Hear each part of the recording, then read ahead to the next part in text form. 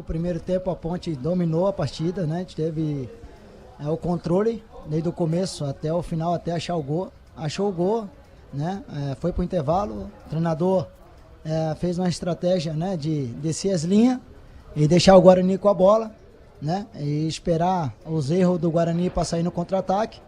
A Ponte teve esse contra-ataque, teve essa bola para fazer o gol com o Gé, né? Ele não conseguiu fazer.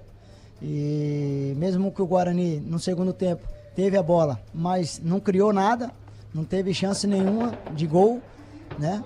O goleiro, do jeito que ele entrou, ele saiu, né? Limpo, nem sujou o uniforme. Então a Ponte foi merecedor, né, da vitória, isso é fato, né?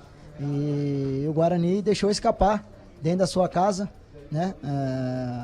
Um resultado que, para começar bem esse mata-mata, agora pega fora de casa um jogo difícil que é o Náutico.